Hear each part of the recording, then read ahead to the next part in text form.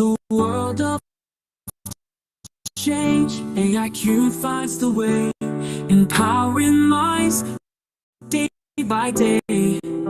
From the curious novice to the seasoned pro, we like the spark that helps them grow. Empower every step with knowledge we provide. Together we thrive with AI by our side.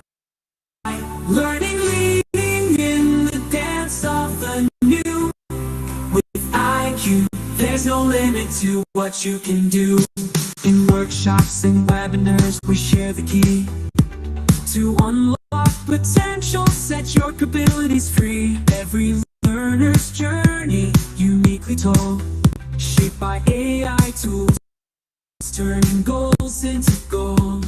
For every entrepreneur, every firm that's climbing, our training lights a path, perfectly timing. Empowered through AI with each course we design, building futures, making the tech world more kind. Empower every step with knowledge we provide. Together we thrive with AI by our side. Learning, leading in the dance of the new. With IQ, there's no limit to what you can do. Here at A, the futures are made. We celebrate success in every shade. Joined by our nation in every endeavor, empowering you today, tomorrow, forever.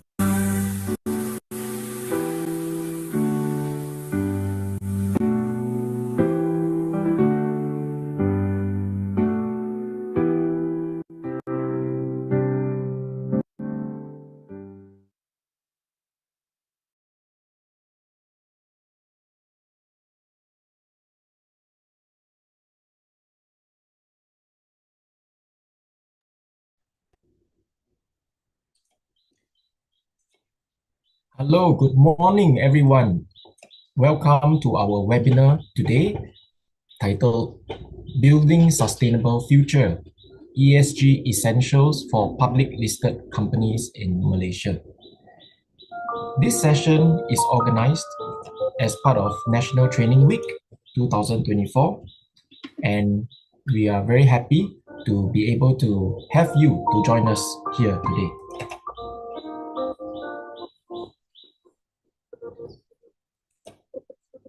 One moment, please give me time to adjust the technical issue. I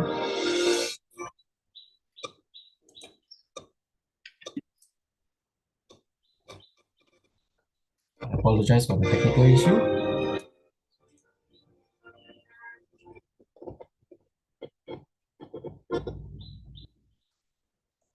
Okay, good morning everyone again, and welcome to our webinar today, Building Tight and Sustainable Future, ESG Essentials for Public Listed Companies in Malaysia. This session is organized as part of HRDC's National Training Week 2024. Thank you for taking the time to join us today. Today, we embark on an enlightening journey into the critical realm of environmental, social, and governance (ESG) implementation. We'll explore how businesses can navigate the complexities of ESG strategies, compliance, and reporting standards specific to Malaysia. This webinar aims to equip you with essential insights and actionable strategies to foster sustainable business practices. I'm Pang Sen-Yong, your host for this session. I'm the founder of AIHQ Training and Consultancy. I'm also a trainer for AI and ChatGPT related tools that has empowered almost 4,000 Malaysians, right? And also been very diverse for diverse industries. But this is not about me today. This is for our speaker today. So our speaker is Miss Amanda Yo Yen Yin. So Amanda is a multifaceted sustainability expert and public policy analyst with significant experience in corporate communications and strategic planning. Her career includes key roles in governmental and private sectors where she has spearheaded major sustainability initiatives Amanda holds a Master of Science in International Relations from Nanyang Technological University and holds a track record of impactful contributions in sustainability and public policy spheres. Without further ado, let's welcome Ms. Amanda Yo to start today's session on Building Sustainable Futures, ESG Essentials for Public Listed Companies in Malaysia. Thank you, Mr. Pang, for the introduction. So for now, let me share my screen. And basically, you can also put in your chat box where are you from, so I can know that you are from which state, whether you are from KL or you from other places. And then from there, I will start to present my screen. Thank you, everyone.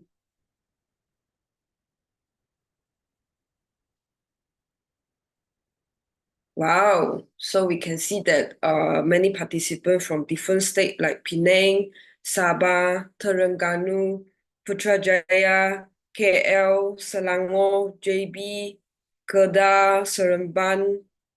Wow, that's amazing. So I really hope that you all had a good breakfast just now. Do you have a breakfast and do you have your coffee?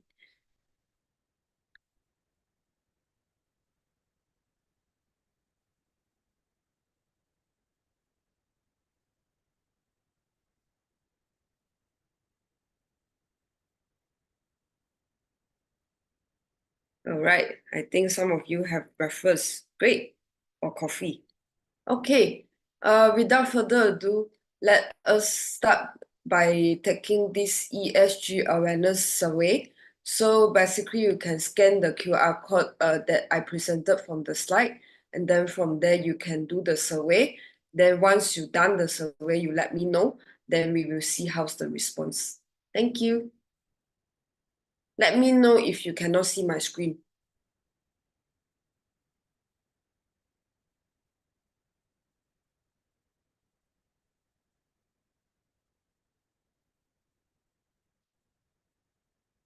All right, looks all good so far. So everyone can hear me clearly also, right? All right, so let me see the survey results.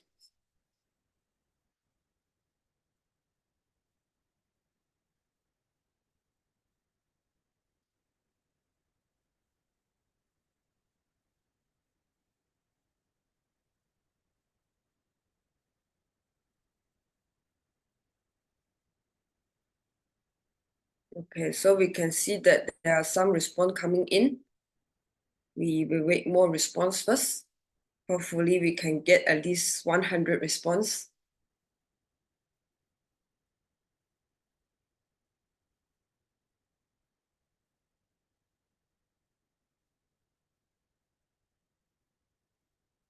We'll just give 2 more minutes.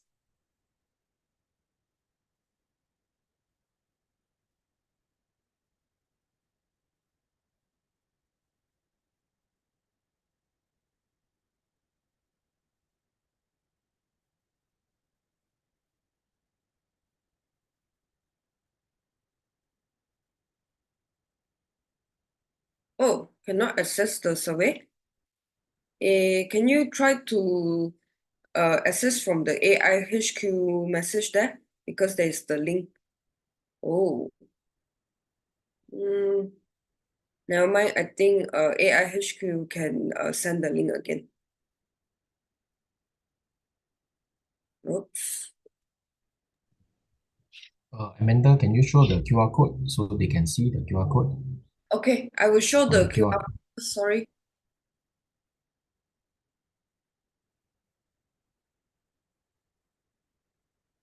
All right. You can scan the QR code again.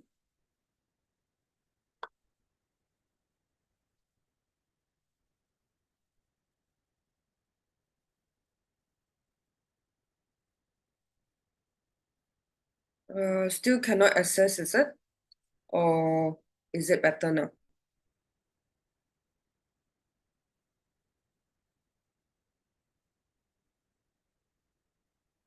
Okay, done. think I will give 1 more minute. Done. Okay, great. Let's see whether have more people done. Yeah, great.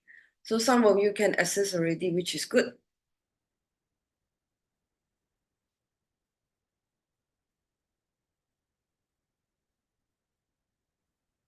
Okay, I will wait for 1 more minute.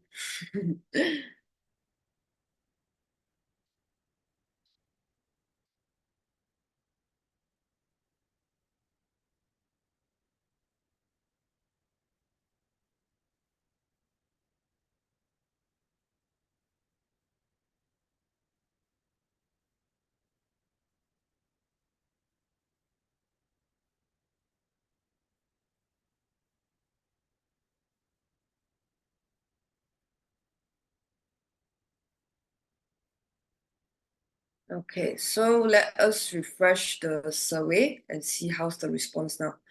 Wow, that is amazing. I can see there is 142 response here. So, are you ready to know your result?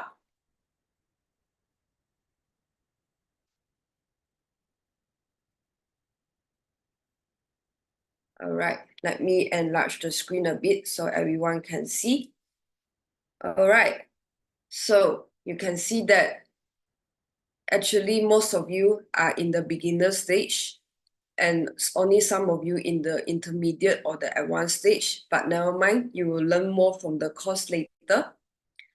And what is your primary goal? Okay, so I understand that you want to understand ESG reporting requirement, which I will teach you, and the performance measure technique, and to network with industry peers, and also to find the solution. All right, thank you. And then also, some of you have dedicated ESG team, and then also have ESG strategy, ESG reporting tool or software.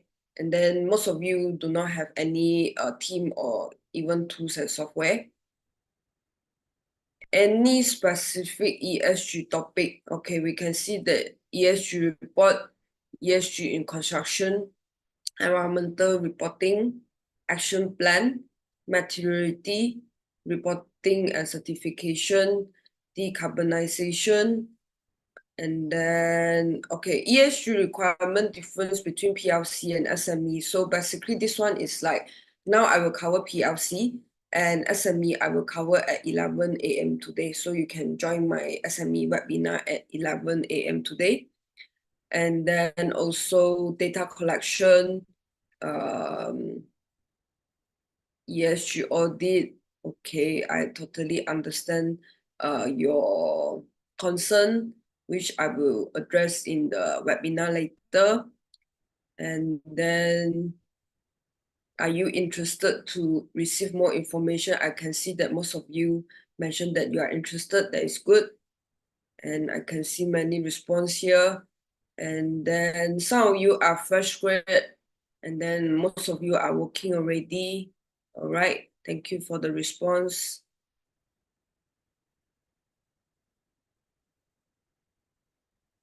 All right, thank you all for the response. Without further ado, let me start my presentation. So I will share my screen now.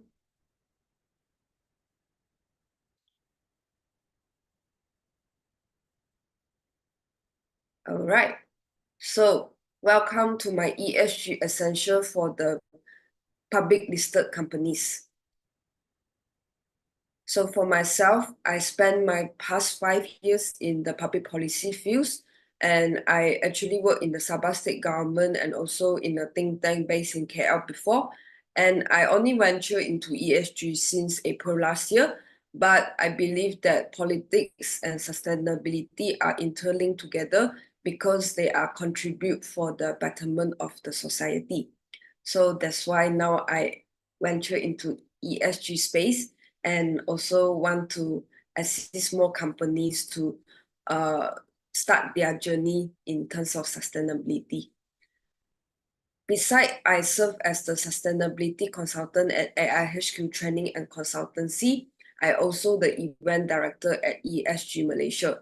So if you are interested to join the ESG Malaysia event, you also can let me know, because almost every month ESG Malaysia have some talk session going on, like the carbon accounting or ESG reporting, etc.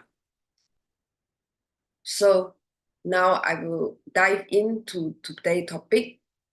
I will cover why ESG is important and what are the push factors, what are the risks if not complying with ESG, how to achieve, and also the timeline.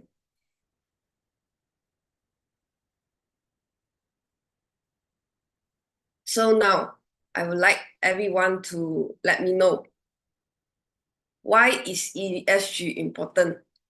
Can you provide some response from the chat box?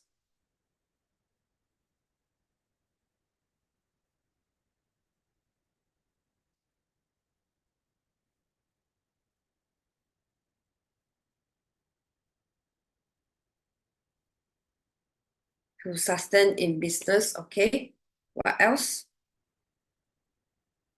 Bursa Malaysia requirement, yeah, correct. Sustainable business,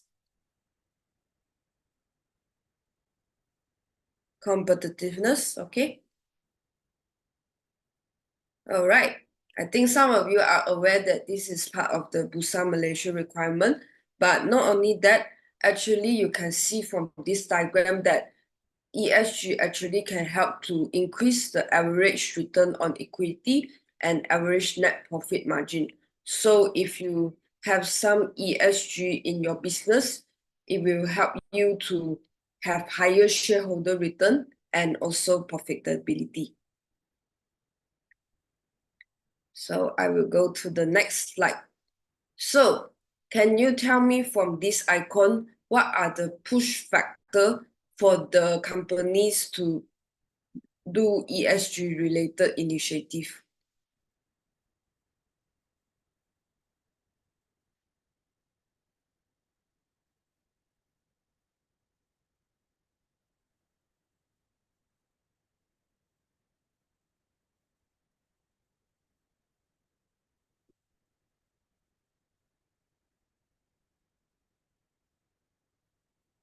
It's partially correct, but I will let you know the answer soon.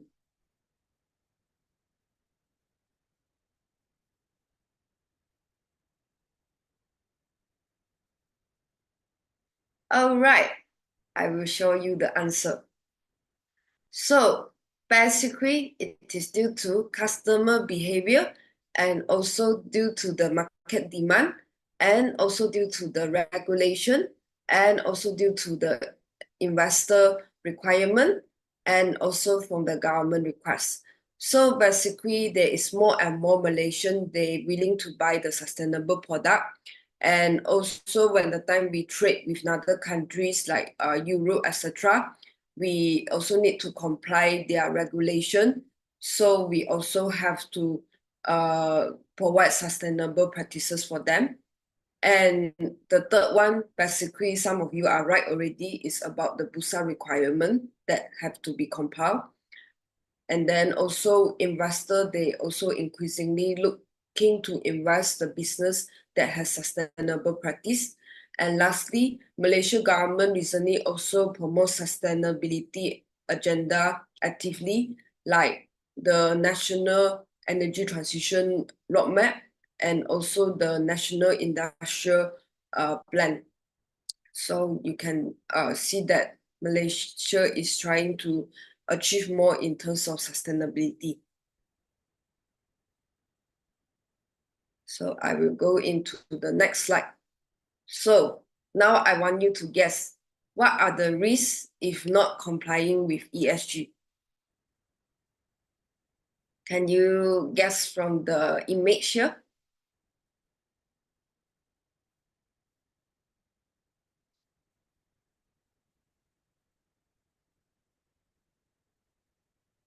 Penalty, yes, but not that correct.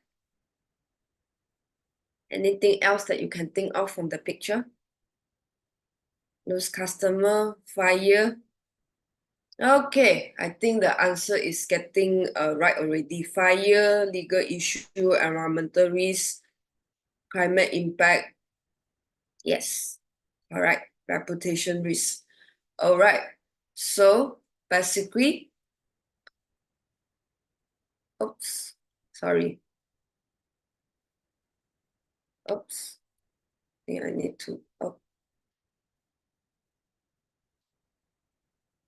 I think the slide a bit not working, but basically it's because of the transition risk and also the physical risk. So transition risk, it can be in terms of policy and legal risk. And then the physical risk, it can be in terms of the natural disaster or the rise in temperature. So I also want to ask you how to achieve sustainability for PLCs. Can you give me some answers?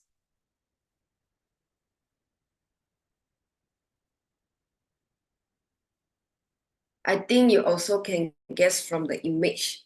You will have some tips from there.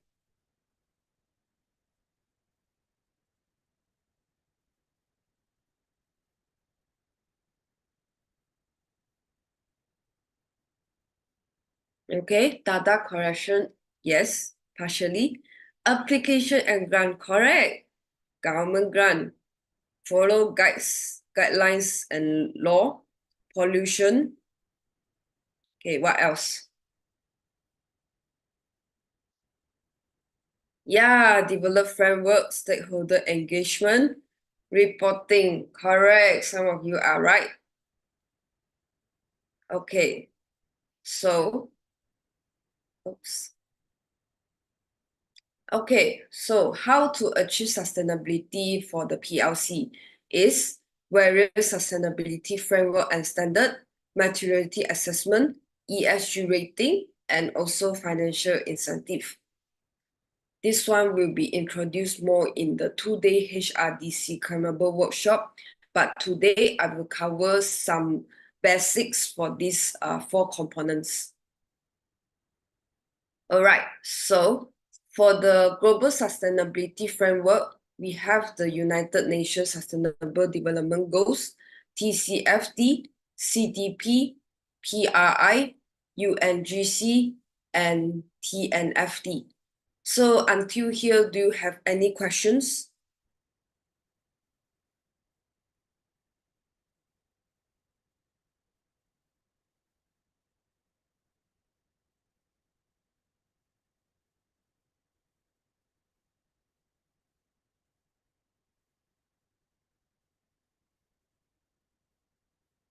Yes, GRI also have, but GRI is part of the standard instead of the framework.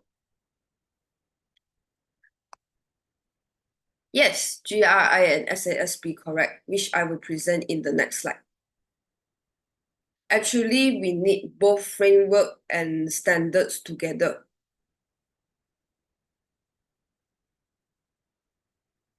Yes, I can share the slide later on, don't worry. All right, so now I will go to the next slide, which is Global Sustainability Standard.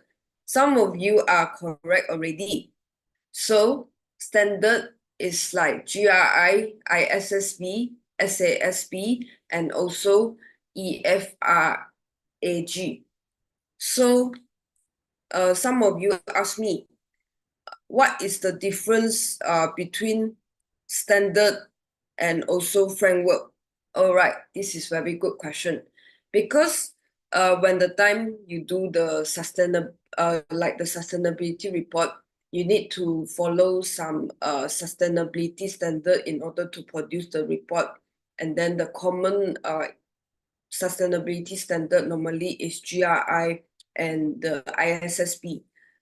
But because it's like, well, we analyze based on the standards, like the standard guideline that provided from the GRI and ISSB, we also need to determine whether this standard can be linked to all these framework, like the Sustainable Development Goals and also the climate-related financial disclosure like TCFD and CDP, and also whether it comply with the investment-related guidelines like the Principle for Responsible Investment, and whether these GRI and SASB also link with this UN Global Compact. UN Global Compact basically cover the human rights, anti-corruption, etc.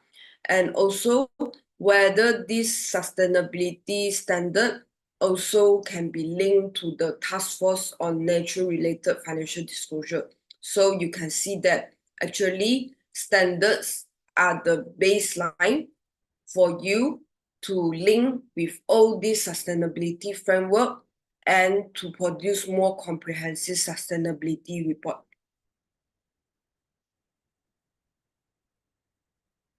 Yes, you may take a screenshot. Okay, I will let you know the current standard being used in Malaysia. Some of you asked about the SBTI. Okay, SBTI basically is part of the climate related calculation, but it's not the sustainability framework or the standard. It's like when the time you do climate calculation, then you need to use the SBTI. And all right, the Bank Negara Bursa ETC I will mention in a while. All right.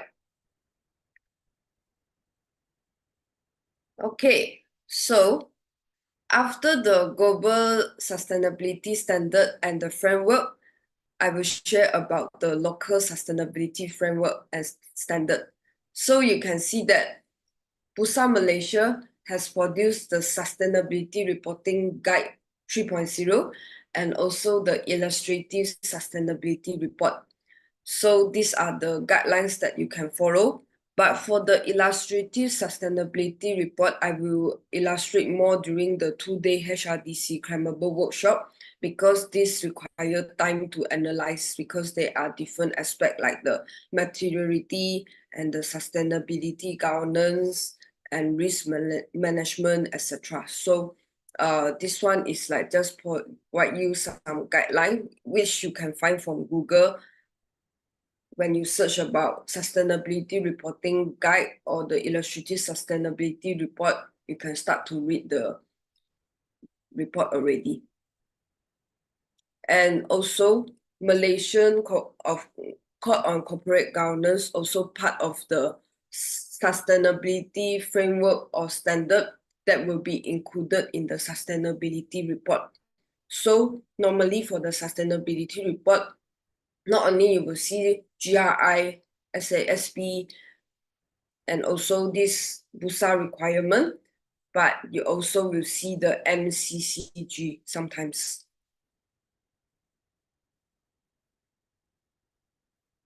So far, everyone is clear for the global and also the local sustainability framework or standard. If you not understand, can let me know.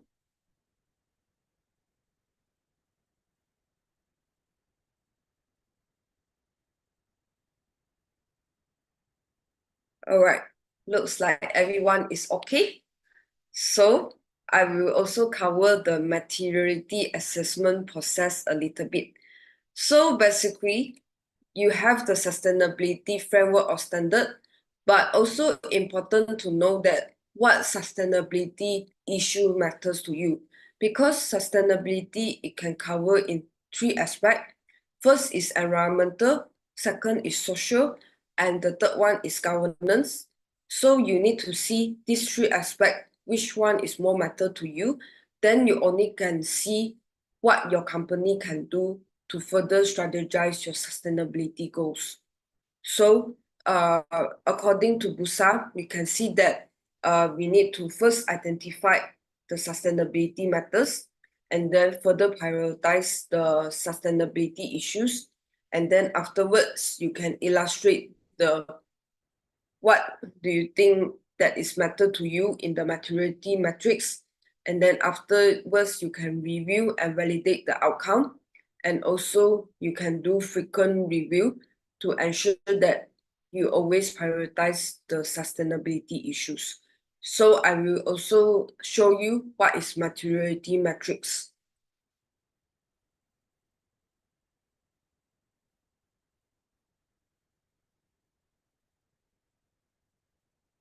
So maturity metrics is basically once you identify some sustainability issue to prioritize, for example, energy, corruption, and also human rights, then you can put the dot under here, like the high materiality and then high sustainability impact, something like this.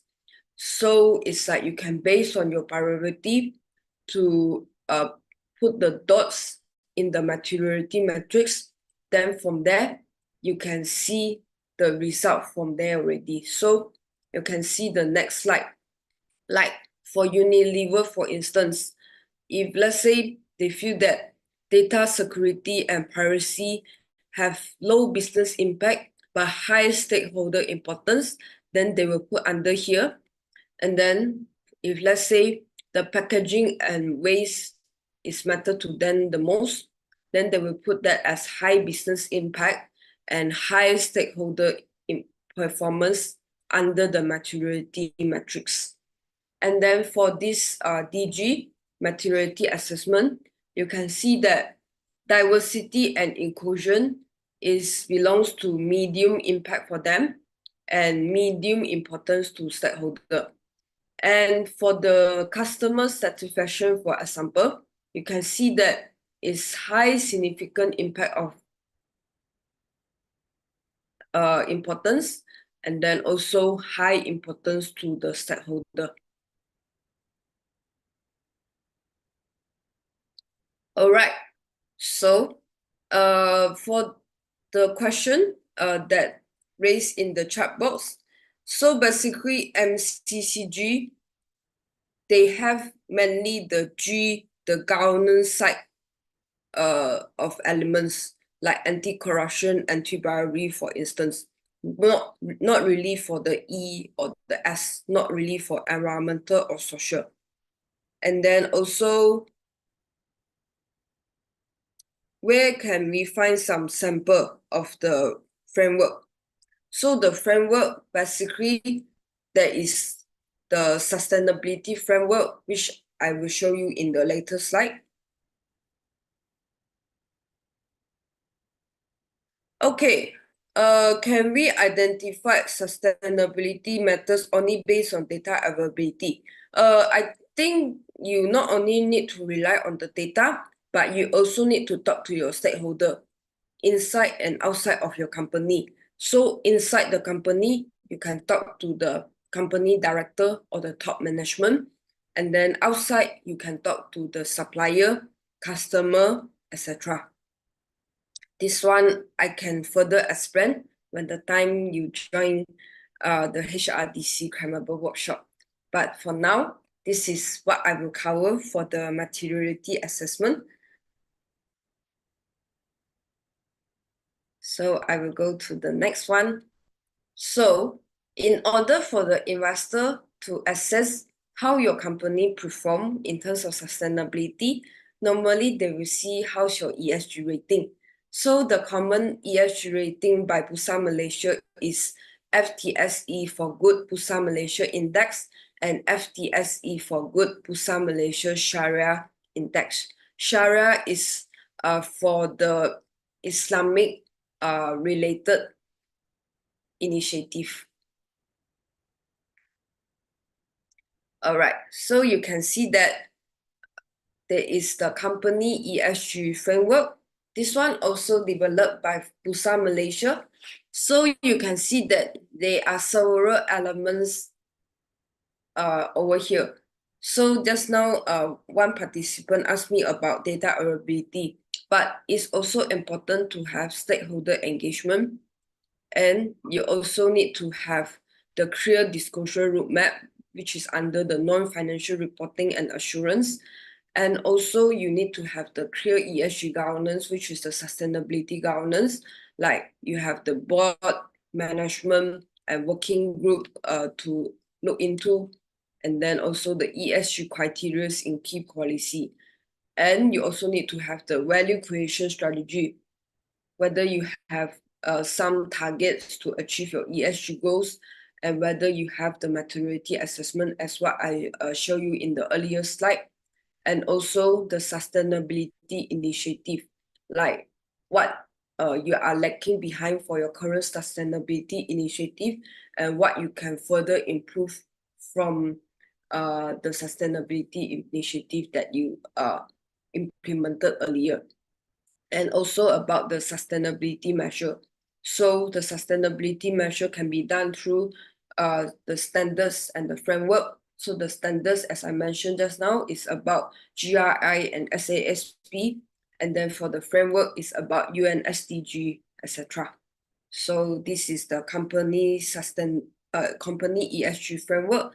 I hope everyone is clear about this. You can ask me if you have any question through the chat box.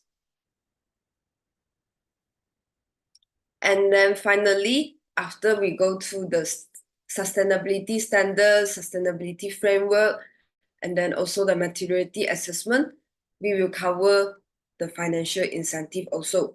So the financial incentive basically is covered by MIDA, MGTC, Security Commission, and also from Capital Market Malaysia and Climate Bond Initiative, and the Green Loan and Sustainability Linked Loan and Impact Investment.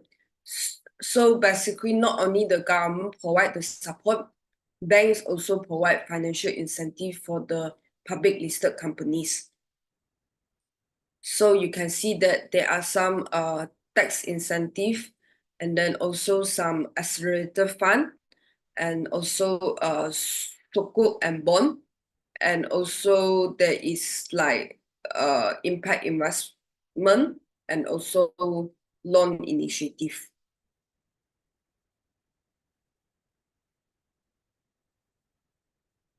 All right, I think some people you concerned about your attendance, right? Later, after I finish presenting, I can go back to the first slide so you can scan the QR code and then you can join the survey. And there is a question.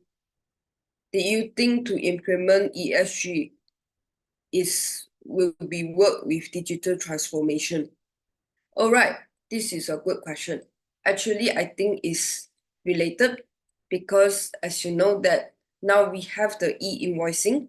So e-invoicing, it encourage not only in terms of digitalization, but it also encourages sustainability because we no need to use that much of paper, but we can do anything from our laptop and we can produce e-invoice already. So this is one of the example.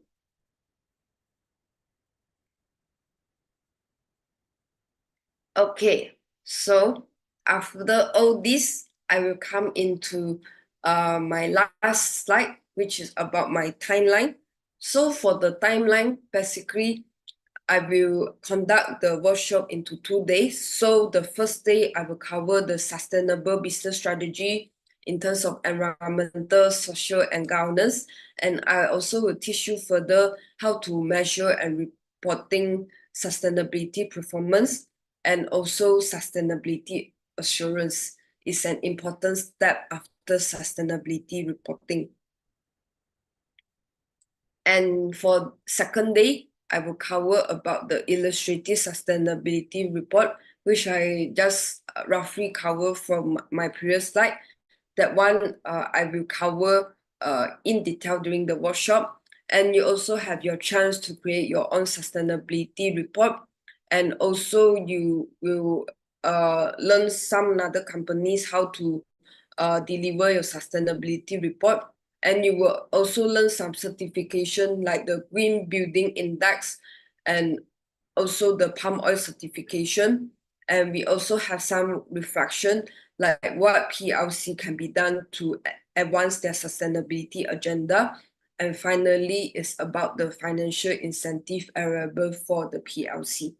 So these are the things that will be covered from the workshop. So who can join this workshop? So basically, the companies with more than 10 staff can join the workshop. And normally, each organization, you can have 5 packs. And I only open to 20 class size for this workshop because I want to have interactive discussion with you all. Like earlier, I also tried to engage with you all and ask you some question like why ESG is important to public listed company, etc. So when will this happen? It will be happen in July and August, and it will be virtual on Zoom. So you will learn about ESG framework, sustainability report, and also the ESG data, ESG related risks, and also you can apply ESG strategy through hands-on exercise. So after this 2-day workshop, you will ensure that what you learned, you can directly implement in your company, and then you can help your company to advance your sustainability goals. Sounds good?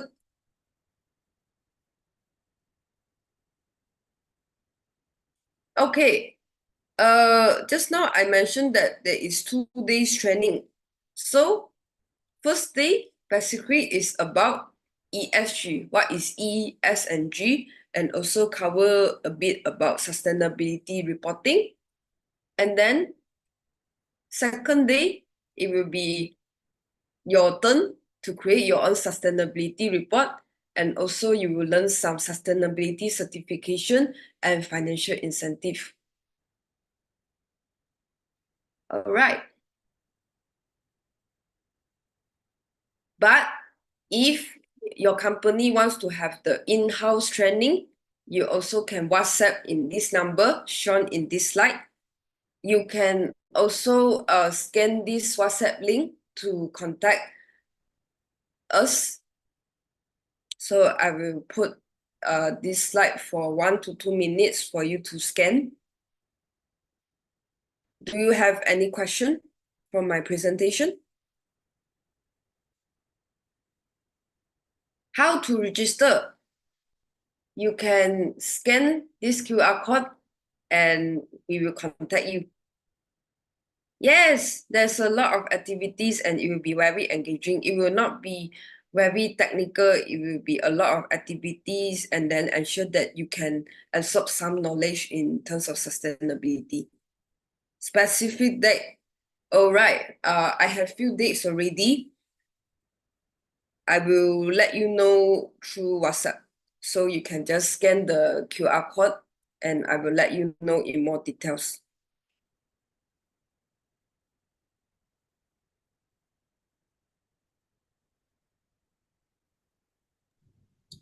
Thank you, Amanda. No Would you like problem. me to do the Q&A?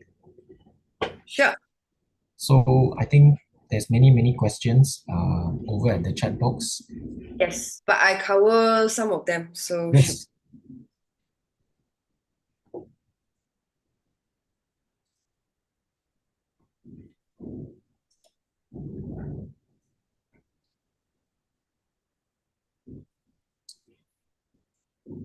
Okay. I thought some of the questions were quite interesting and quite good. And I think Tengku Fear has asked, do you think ESG will be working with digital transformation? I think that's a relevant question because, when we're talking about digital transformation, all these things, I think it's quite related, isn't it? Yes, it's very related to ESG actually. How Actually, do just you now, think- I kind of address is like e-invoicing is part of the digital transformation initiative, but it's also about ESG because we can use less paper and at the same time we can do everything through our laptop. Fantastic. Yeah, I think it really works hand in hand because all these digital tools and digital technology will really enhance the experience right of the whole reporting and strategizing and everything. Yeah. is there any software, specific software to generate the reporting for environment? Is this asked by Noor Faiza? This is an interesting question as well. Okay. So basically for the environment side, there is some carbon accounting software that you can use. So for the carbon accounting software, I already talked to some companies and they express interest to collaborate, and they also interested to provide some insight during the workshop. So perhaps during the HRDC workshop, I can invite some of them and you can learn some insight on the carbon accounting. That one is really a specialized software, is it? Am I right to say that? Or Yes. is it like a general software that anyone can access? Basically, it's like there are like several carbon accounting software whereby you can measure the scope 1 to scope 3 emission properly. And then it's like different company, they have different pricing scheme, but some of them can be quite affordable. So basically, the participant today can consider after they listening from these companies. Another question by Sahil Amar. Is ESG compliance a requirement for public listed companies? What happens when a company doesn't comply to certain aspects? What will happen? This is a really interesting question. Sure. So actually for Busa, they mentioned that if let's say you're not doing the sustainability reporting, then they will provide the penalty. They didn't mention that the penalty, how much you need to pay. This one didn't mention. But if let's say you can do this now, it will be less harm for you in the future, because like if you do it now, at least you manage to take action earlier. So in the future, if let's say you have some risks or things that you cannot predict, at least you can avoid already. I hope that answers the question. Huh? Okay, interesting question. Another question that I've identified, which is by Shamila. For step one, can we identify sustainability matters only based on data availability? Right, interesting question. What happens if you've not enough data, or the data quality is not good, for example? What is the strategy to cope with it?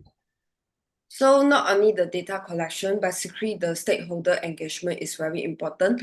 So basically you can get the insight from the top management, like the company director level, but also at the same time, you can get the insight from the customer and also the supplier. So they will provide you more comprehensive insight, because for me, I believe that not only desktop research is important, but also stakeholder engagement is very important. So you can get a comprehensive view. Okay, another comment by Mus K. So macam Bank Negara, Bursa, Securities Commission, Midas, all, is it the same standards for companies to comply? How is the case like? So basically, for Busa, they will provide you the sustainability reporting guide.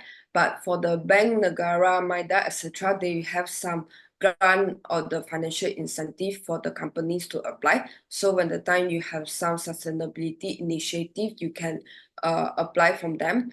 And from there, you can reduce your financial burden in running the sustainability initiative.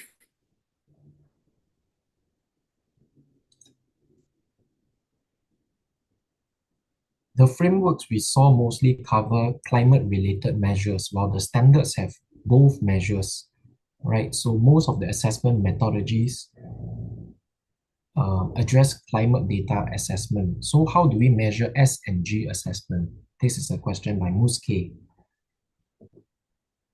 All right. So for the S and the G, so S is about the human rights, etc. And then also like the government side is about anti-corruption and anti-bribery, etc. So for the G side, normally we can see from the financial statement, and also from like how to say, when the time you do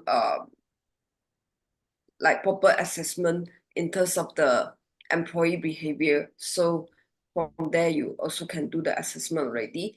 And for the social side, it's like sometimes there will be the social impact assessment for you to do.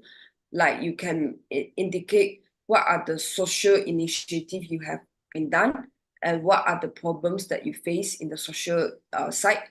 And then afterwards, you can develop some solutions from the social impact assessment.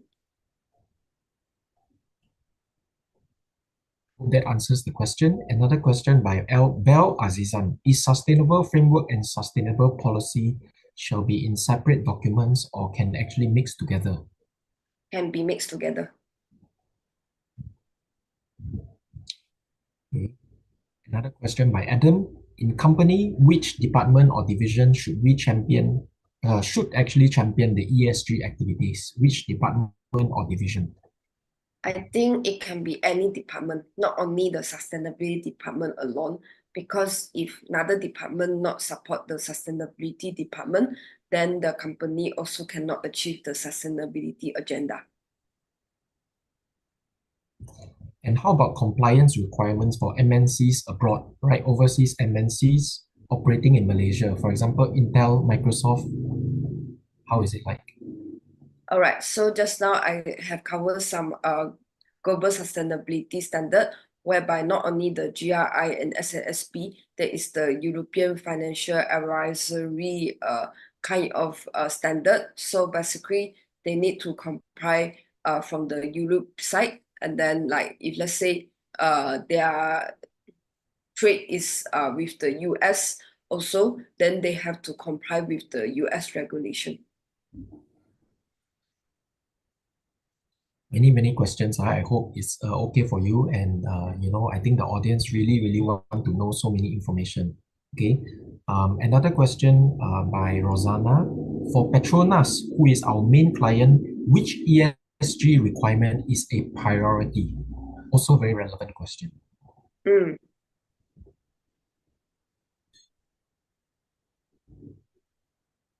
For Petronas, I think environment, social, and governance all are very important. I understand Petronas is an oil and gas company, but it's like not only the environment side is important, like move towards renewable source, but also important to have diversity and inclusion in the organization, which is the S side. And then for the G side, means that you also need to ensure that your company has transparency practices, including anti-corruption, anti-bribery, and also you will show how's your financial performance every year from the financial statement. So this one can be the governance side already. Okay, thank you. Another question is FTSE for good compulsory? That one, okay. That one is like if you want to be part of the FTSE listing, you also need to comply some requirement from Bursa. Then only then you can be part of the listing, because I understand that some companies they are under the FTSE listing, but if let's say that they not comply some requirement, then they can be out of the listing as well. Another question by Amir. Usually for reporting purposes, the materials are based on ESG or ES. Okay, so basically, it can be ESG, but also it can cover the economic side of it. So sometimes some company, they will cover 4 aspects, which is economic, environmental, social, and governance. Any ESG related report produced by BNM other than CCPT? There's another question by Farah. Oh, I see. And I remember not really, but I understand they have some sustainability initiative that listed under their annual report. This is what I remember. Is it a good thing to implement ESG in higher education as well? Interesting question by Adam. ESG basically already implemented in some of the higher institutions in Malaysia, like UCSI, APU, Sunway University. These are very good examples. Would you be able to share the typical FTSE for good reporting? That one is more towards the scoring, not really for the reporting, FTSE. Another question is continuous improvement initiatives or projects, will they be included in sustainability reports? Is my Mani Maran this question? Continuous initiative in projects depends whether these projects are related to E, S, or G. If let's say they are related, then you need to include in your sustainability report, because sustainability report, normally they will analyze based on the past year data also, like from last year to this year, what you have been improved or what you did not do much from last year. Can a non-listed company apply for ESG certification and get tax incentive as well, just in case? Basically, for non-listed company, they also can get a tax incentive, because like non-listed, sometimes they also have some initiative that they can be applied. That one will be covered in the SME slide actually. So there are some difference. I think Amira, Husna, I think this is a quite similar question now. Yeah, how can the SME or who are not PLC align with ESG initiative? I think later on, if you also sign up for the SME ESG webinar, you will also be covered. Yes, correct. Anyone still has any more questions? I think it's really a good audience and very, very engaged. I hope Amanda has been managed to answer most of your queries. If you have any more questions, please feel free to ask. Could you share with us where can we find some sample framework that are created by other companies? So we have idea on how framework look like. Perhaps you can connect me through LinkedIn, which I put under my slide, and from there I will share some companies' sustainability report that you can start referring. Yeah, so let's stay connected. I think we have really so many audience questions and maybe not enough time to answer everything. But please keep them coming. Let's stay connected and connect with Amanda on LinkedIn. And we are definitely very, very happy to share all the information.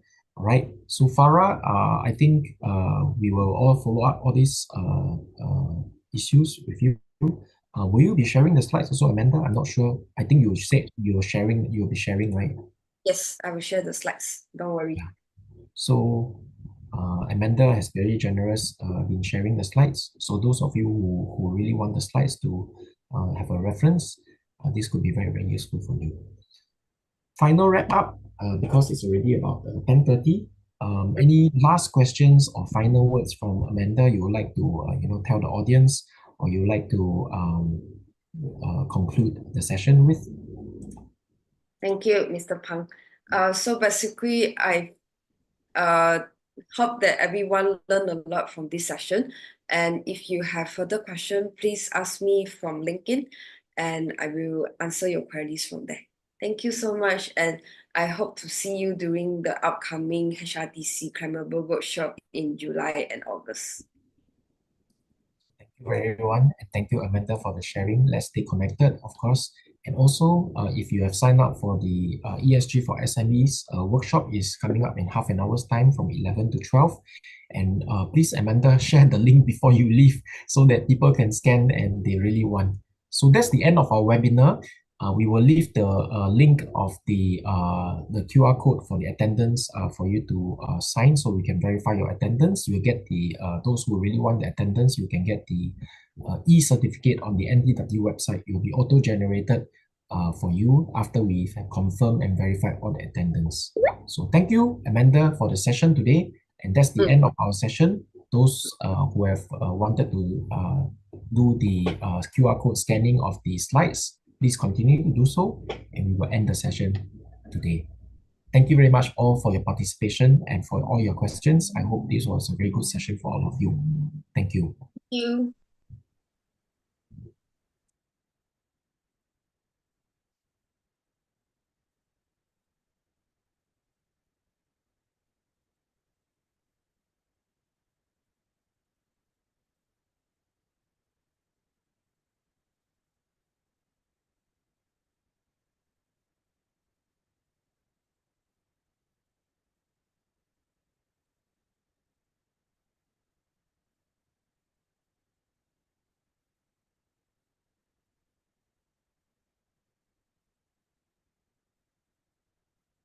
And